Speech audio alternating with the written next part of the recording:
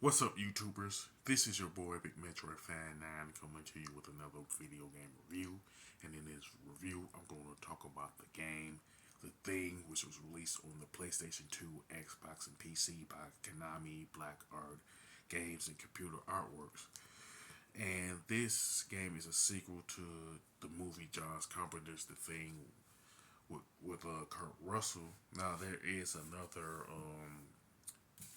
sequel to The Thing in comic book form by Dark Horse Comics called The Thing from Another World, but the plot is totally different from the plot for this game, so this has no relevance to that. And as far as the plot goes, this game takes place pretty much shortly after the events of the movie, either 2 weeks, 3 weeks, or a month. I'm not necessarily sure about that, but the plot involves two teams of the United States Special Forces who investigates what happened at Outpost 31 and the Norwegian camp in Antarctica and stuff. And both teams of these special forces run into the thing at different points, you know what I'm saying? And Captain J.F. Blake, who was the leader of the Bravo team, fights the thing aliens throughout the course of the game and trying to stop them from escaping Antarctica and stuff. Much like how it ended with the movie and stuff. Now, the game itself pretty much consists of 21 missions where you go to different locations like Outpost 31, the Norwegian camp, the weather station, just different stuff like that.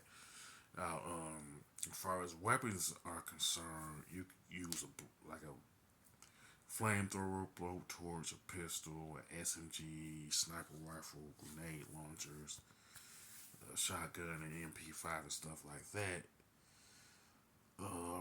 And since this game is a horror survival game, you have to conserve your ammo and stuff much like you would in a Resident Evil game or any other horror survival game or series and stuff like that. But the one thing that had me scratching my head is that the fact that you're using like a SMG, shotgun, or sniper rifle against these aliens, because if anyone watched John Carpenter's The Thing, will remember that during the kennel scene, McCready was using a shotgun against the dog creature, and Gary was shooting at it with a revolver, and the shotgun pellets and the revolver bullets was more an annoyance to the dog creature, and it essentially had no effect. You know what I'm saying? So it's like, why did they choose to have those weapons? And because during the movie, the flamethrower was more effective than like the shotgun or the revolver and stuff. And so your, I guess you could say the best course of action would be the flamethrower in this instance, or even the grenade launchers and stuff, because that was also effective too. Um, Now, as far as your teammates are concerned, they pretty much consist of pretty much a soldier, a medic, and an engineer. You know what I'm saying? From from the special forces, of course. You know what I'm saying? And each of them will serve a different role in the game. Like if anybody is hurt, whether it's Captain Blake or one of the other NPCs, the medic will heal them. You know what I'm saying?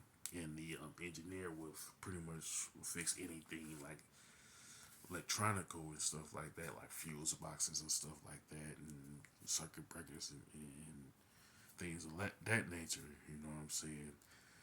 And having your teammates trust you is very important, because if they get paranoid and they don't trust you because the thing is roaming around, it'll make it impossible for them to do certain tasks like fixing the circuit breaker and stuff like that. You know what I'm saying?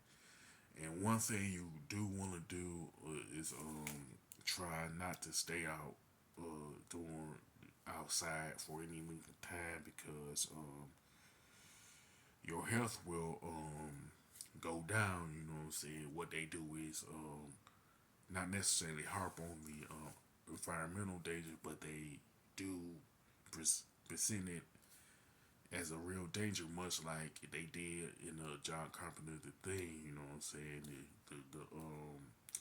The environmental element, the environmental danger rather of the snow was mentioned in John Carpenter The Thing also. You know what I'm saying? You do like perform a blood test to prove that you or a team member is human or not. You know what I'm saying? Once a blood test is taken, there will be some team members who are not human, but they're the thing in disguise. And once some of them take the test, it's like the thing is ended up being revealed and stuff like that. You know what I'm saying? But the blood test in the game is virtually different from how Mac did it in John Carpenter's The Thing.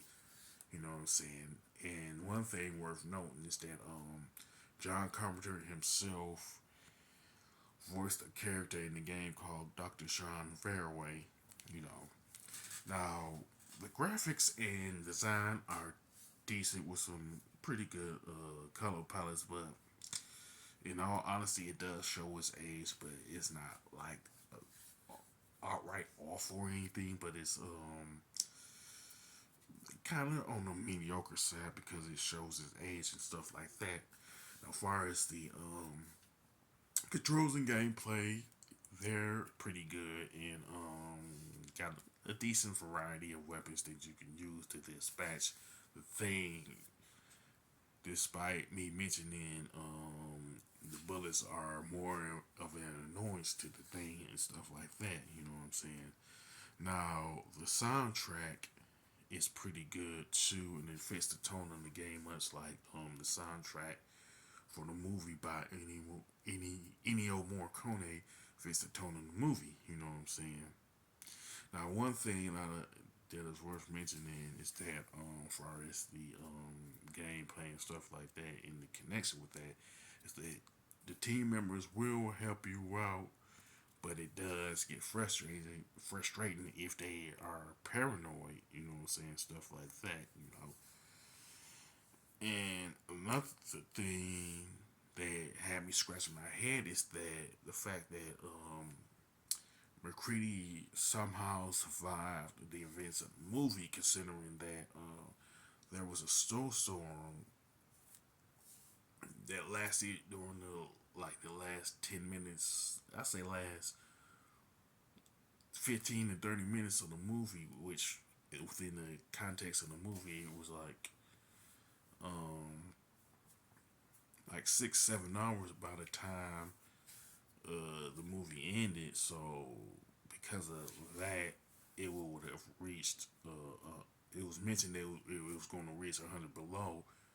You know what I'm saying? So it would stand the reason that both McCready and Childs would have frozen to death at some point before the special forces had came through. And as a matter of fact, at the beginning point of the game, at the early point of the game, I should say, they did find Child frozen to death. So it don't make no sense for um, McCready to survive the events of the movie, considering the snowstorm. You know what I'm saying?